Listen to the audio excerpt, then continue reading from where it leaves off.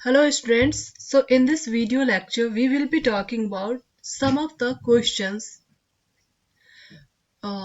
which can be asked in examination for term 1 exam of class 10th. So students, यहाँ पर मैं कुछ एक सैम्पल पेपर्स को मैंने देखे और जहाँ पे मैंने in general I have noticed कि students are having lots of issues there. तो पहले मैंने सोचा कि उन्हीं क्वेश्चंस को देखते हैं कैसे करना है।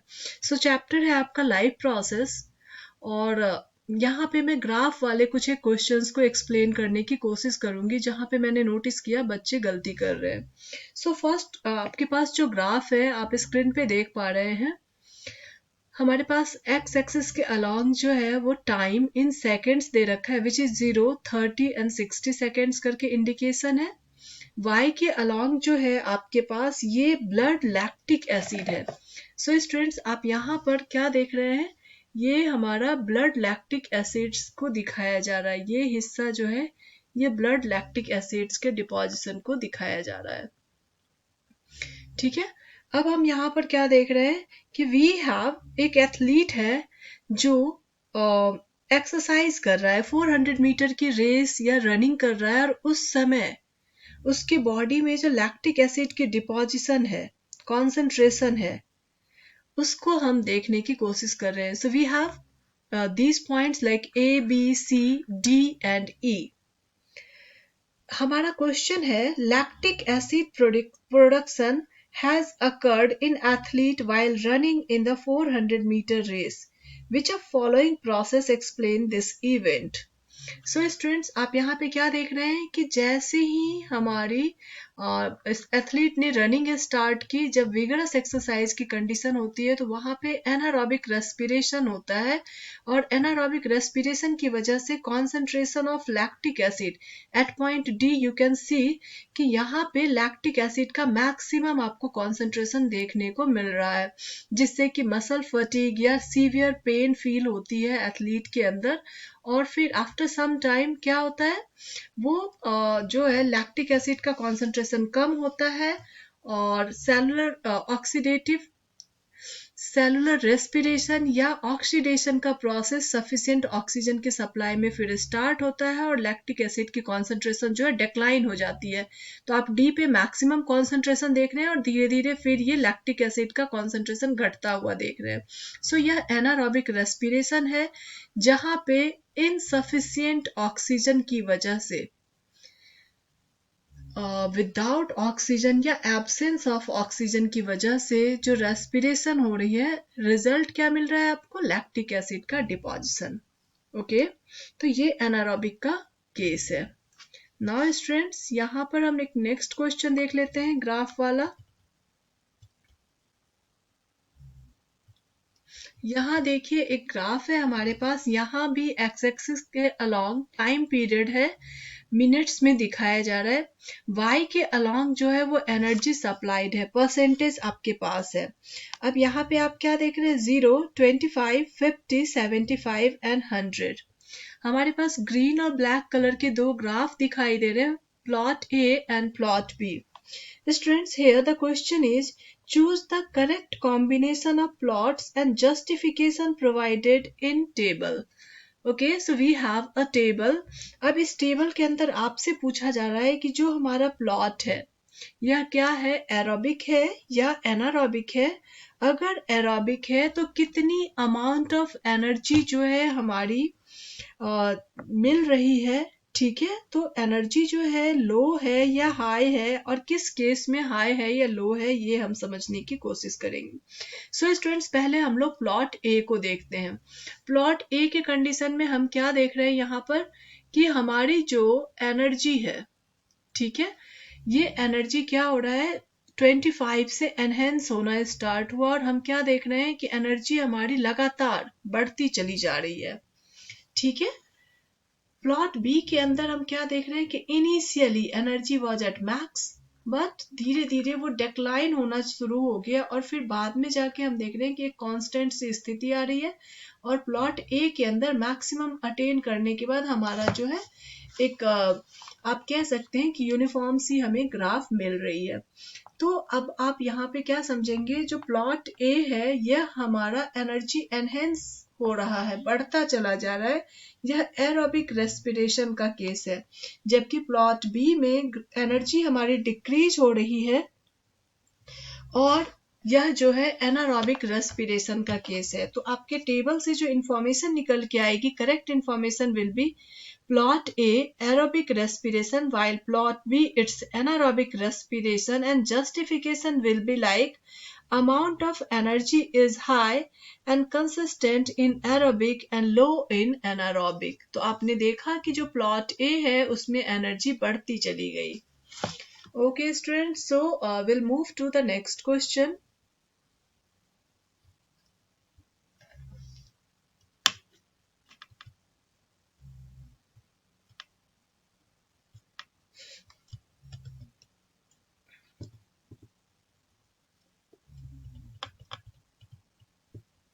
यहाँ पर स्टूडेंट हम देखेंगे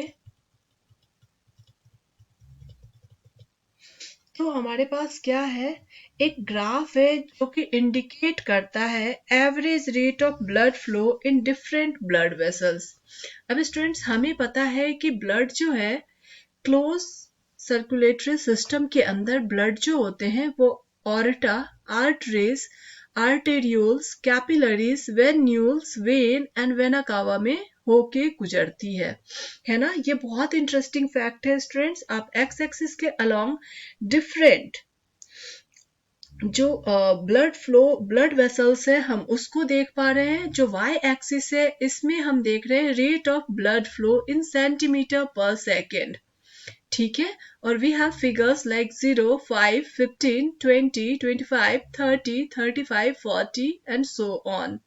सो स्टूडेंट्स यहाँ पर व्हाट वी कैन सी, हमारी जो ऑर्टा है, यहाँ पे आप क्या देख रहे हैं कि ऑर्टा के अंदर जो हमारा स्पीड आपको दिखाई दे रहा है, ये क्या दिख रहा है, इस फर्स्ट पॉइंट को आप नोटिस करेंगे।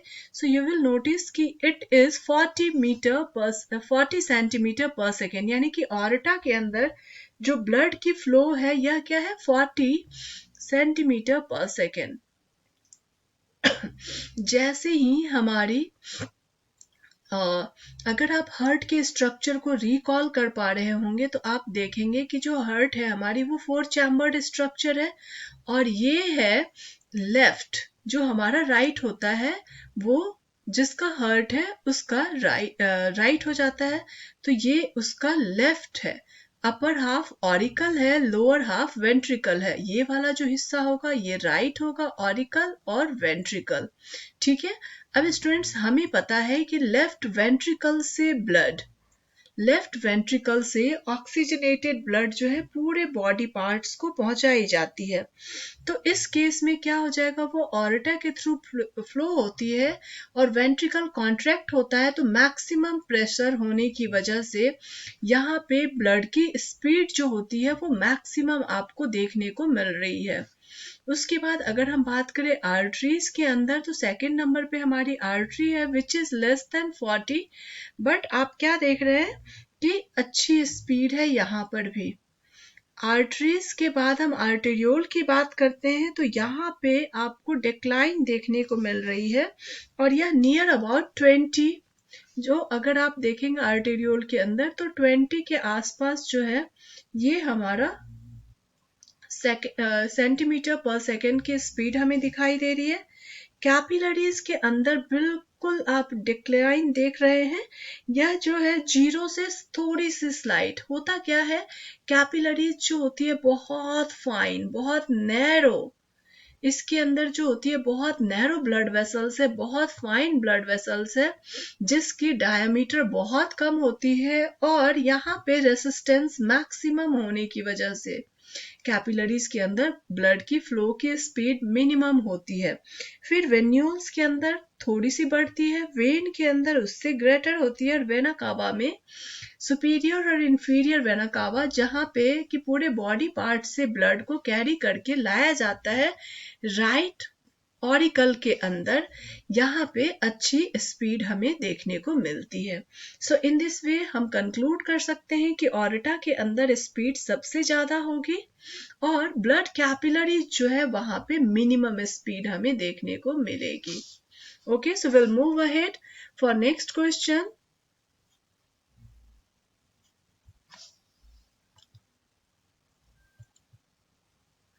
We have another graph. So students, here we'll try to understand this graph and we'll try to answer questions. ठीक है, तो देखिए यहाँ पर हमारे पास जो है इस ग्राफ के अंदर क्या दिखाया जा रहा है, changes in pressure within large arteries during a single cardiac cycle of contraction and relaxation. Students, आपको पता होना चाहिए कि हार्ट जो है हमारे उसके अंदर रिदमिक कॉन्ट्रैक्शन एंड एक्सपेंशन यानी कि लगातार वह सिकुड़ती और फैलती रहती है।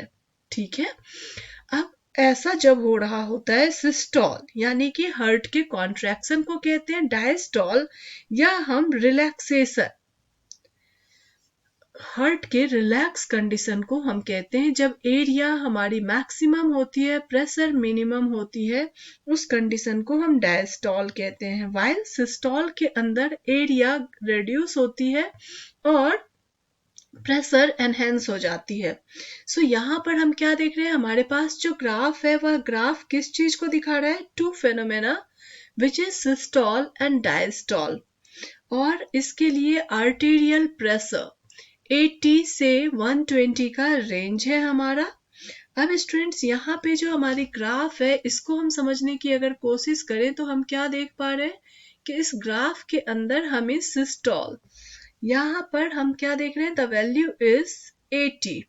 ठीक है, 80 mmHg का जो है प्रेशर हमें देखने को मिल रहा है at the time of contraction.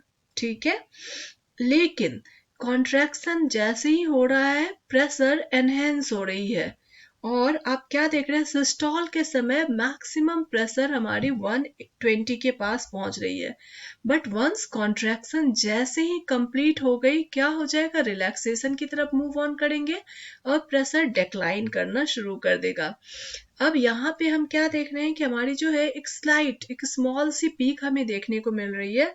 Diastole के केस में थोड़ा सा प्रेशर एनहेंस होता है और उसके बाद प्रेशर डिक्लाइन करता हुआ चला जाता है।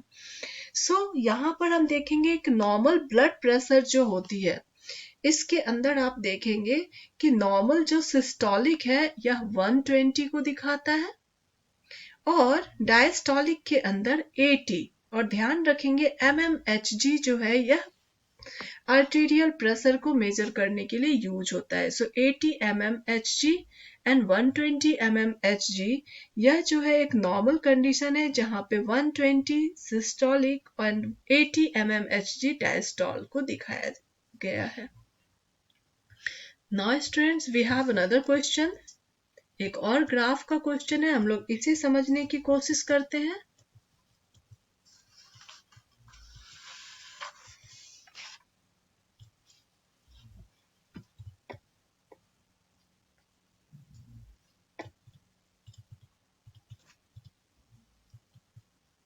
ओके, सो यहाँ पर एक अभी तक हम ब्लड सर्कुलेशन से रिलेटेड देख रहे थे। Now we have some other graphs. यह जो है आपके डाइजेशन के प्रोसेस के लिए एक ग्राफ है। स्टूडेंट्स, इन दिस ग्राफ हमारा जो एक्स एक्सिस है वह दिखाता है माउथ टू एनस, जो हमारी एलिमेंट्री कैनाल है उसके डिफरेंट पोर्शंस को दिखाया गया है। इसे डिनोट किया गया है ABCD and E। Students, we will discuss in details. जो हमारी एलिमेंट्री कैनाल है वो माउथ से स्टार्ट होती है, ईसोफेगस से होते हुए स्टमक, देन स्मॉल इंटेस्टाइन और फाइनली जो लार्ज इंटेस्टाइन है उससे, जिसका कि हम एनस जो एक्सक्रीटरी ऑर्गन है वहां तक की हम बात E पॉइंट से रिप्रेजेंट करने की कोशिश कर रहे हैं।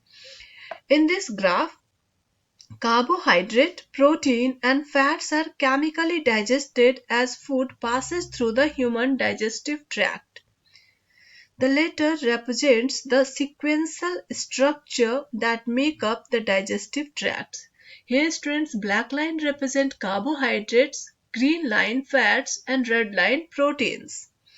Now we have a question like proteins are digested in. So here we have to find out कि प्रोटीन की डाइजेशन कहाँ होती है. So we know कि प्रोटीन की डाइजेशन जो हो रही है वह प्रोटीन की डाइजेशन आपकी कहाँ पर होती है, स्टमक के अंदर होती है ना. तो हमारे पास जो सी एंड डी पॉइंट्स है, यह इस पॉइंट पे दिखाया जा रहा है कि प्रोटीन की डाइजेशन हो रही है. प्रोटीन इस पॉइंट पे डाइजेस्ट हो रहा है. हमें पता है कि अगर हम कार्बोहाइड्रेट की, स्टार्च की बात करेंगे तो स्टार्च हमारा माउथ में डाइजेस्ट होता है, प्रोटीन हमारे स्टमक में डाइजेस्ट होती है, और pancreatic juices and bile salts के एड अप होने से फैट, लिपिड्स एंड कार्बोहाइड्रेट का डाइजेशन जो है वो कंप्लीट होता है ना. तो सी एंड डी पॉइंट्स जो है ये रिप्रेजेंट करता है कि हमारा जो परसेंटेज ऑफ अनडाइजेस्टेड मॉलिक्यूल है 0, 50 एंड 100. ठीक है, तो यहाँ पे हमारे प्रोटीन की डाइजेशन जो है वह सी एंड डी के अंदर दिखाई दे रहा है. Move on to another question.